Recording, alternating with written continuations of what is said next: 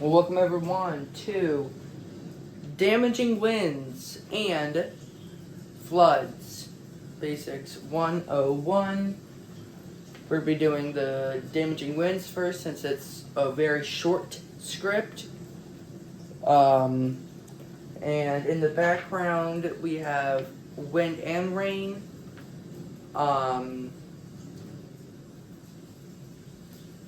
We have done lightning, tornadoes, and thunderstorms. So now we'll be doing the wind basics and flood basics. Damaging Wind Basics 101 credits NOAA and NSSL. What are damaging winds? Damaging winds are often called straight line winds to differentiate the damage they cause from tornado damage. Strong thunderstorm winds can come from a number of different processes. Most thunderstorm winds that cause damage at the ground are a result of outflow generated by a thunderstorm downdraft. Damaging winds are classified as those exceeding 50 to 60 mile per hour, or mph. Are damaging winds really a big deal? Damage from severe thunderstorm winds account for half of all severe reports in the lower 48 states. It is more common than damage from tornadoes. Wind speeds can reach up to 100 miles per hour and can produce a damage path extending for hundreds of miles. Who is at risk for damaging winds? Since most thunderstorms produce some straight line winds as a result of outflow generated by the thunderstorm downdraft, anyone living in thunderstorm-prone areas of the world is at risk for experiencing this hazard. People living in mobile homes are especially at risk for injury and death. Even anchored mobile homes can be severely damaged when wind gusts over 80 miles per hour. This picture is people living in mobile homes. They are especially at risk for injury and death from severe straight-line winds.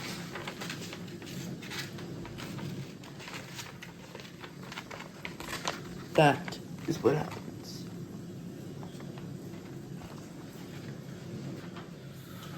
I'll be right back after this break.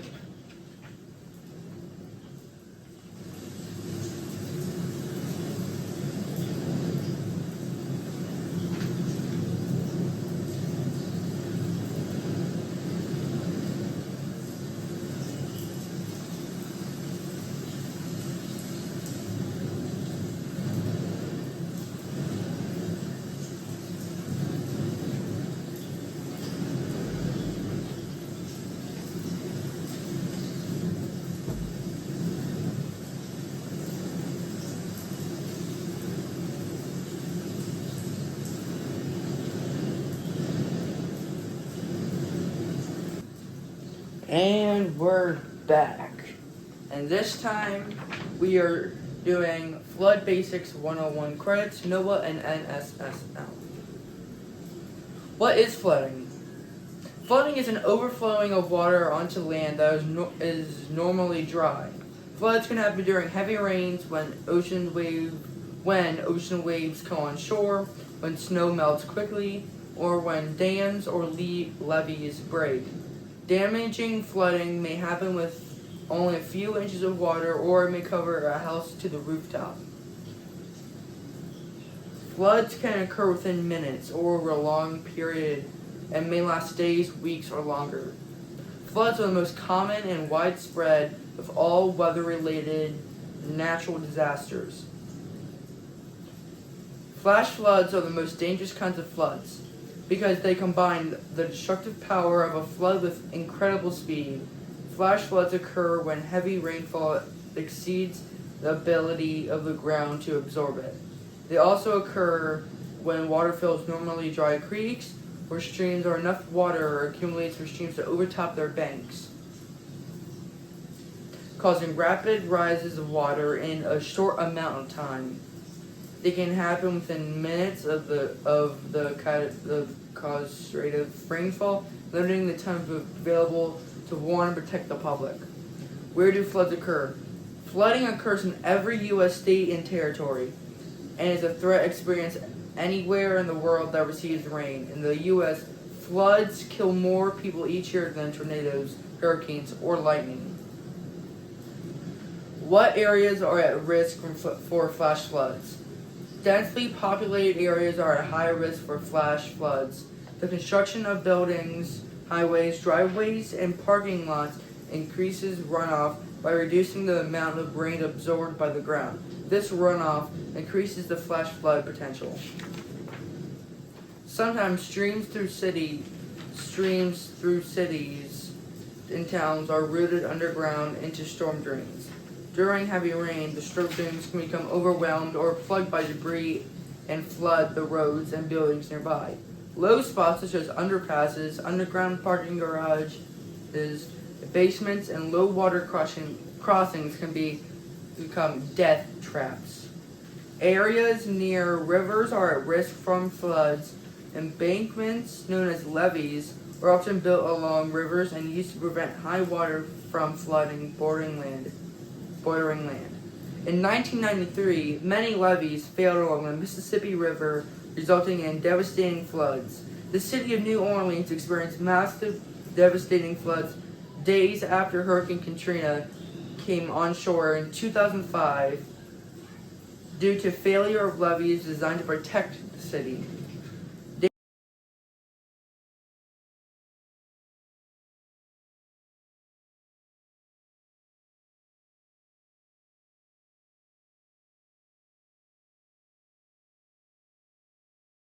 Dam failures can send sudden destructive surge of water downstream. In 1889, a dam break upstream from Johnstown, Pennsylvania, released a 30 to 40 foot wall of water that killed nearly 2,200 people within minutes. Mountains and steep hills produce rapid runoff, which causes streams to rise quickly. Rocks and shallow clay soils do not allow much water to infiltrate into the ground. Saturated soils can also lead to rapid flash flooding, causing camping or recreating along streams or rivers can be a risk if there are thunderstorms in the area. A creek only 6 inches deep in the mountainous areas can swell to a 10-foot deep raging river in less than an hour if a thunderstorm lingers over an area for more than an extended period of time. Sometimes thunderstorms that produce the heavy rainfall may happen well upstream from the impacted area, making it harder to recognize a dangerous situation. Very intense rainfall can produce flooding even on dry soil. In the West, most canyons, small streams, and dry areas are not easily recognizable as a source of danger. The causative rainfall can occur upstream of the canyon, and hikers may be trapped by rapidly rising water. Floodwaters can carry fast-moving debris and pose significant risks to life. Additional high-risk locations include recent burn areas in mountains and urban areas from pavement and roofs, which enhance runoff. Ice jams and snow melt can cause flash floods. A deep snowpack increases runoff produced by melting snow.